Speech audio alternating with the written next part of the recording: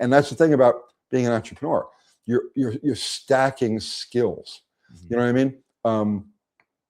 And they all count. Does that make any sense? Of course. Yeah, of course. Like what doesn't kill you makes you stronger, as they say. Yeah. But so it's like, you're not going to die.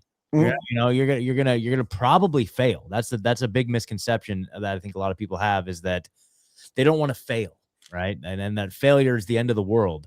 But in this life, you have to fail. You have to fail constantly, and the goal is to fail as quickly as you possibly can, so you can overcome that challenge, learn from it, grow, and not make the same mistake, or pivot or institute a system to overcome that in the future. But the idea is that, like, failure is to be expected. I mean, I've had multiple failures. I've tried multiple business ventures, didn't work out, but it's like that you just keep going, and it's just like I'm rooted in several skill sets that I feel like I could always fall back on, because I built up those skills and all that stuff. But I'm looking for the next level. How do I get to the next level?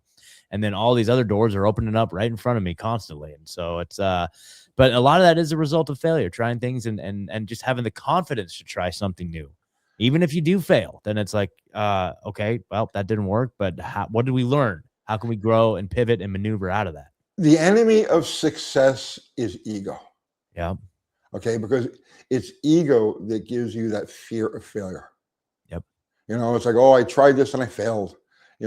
And that knocks most people, whatever it happens to be, that failure knocks most people back, and they take it personally, like, oh my God, I'm not the person I thought I was. Or I'm not the person. I'm an imposter, right? I'm not the real thing, and that's all ego driven. And that's what, if you're going to be an entrepreneur, if you're going to be successful, right, you have to go at it without expectations. You say it's going to be what it's going to be. I know where I want to be, okay, but I don't expect to get there. I just have this vision, right? And that's important, because flexibility is important.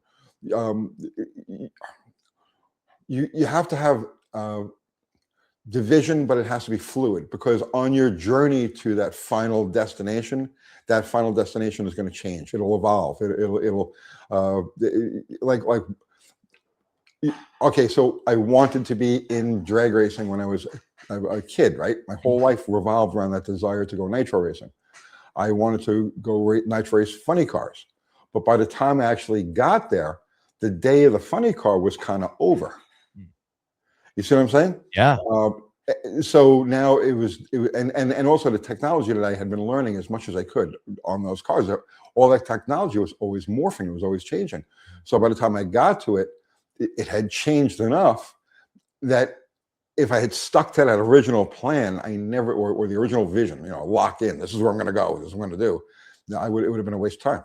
I never would have gotten anywhere out of it, because the goal morphed as I was working my way to it. So you have to have an idea where you want to go, but not a firm, does that make any sense?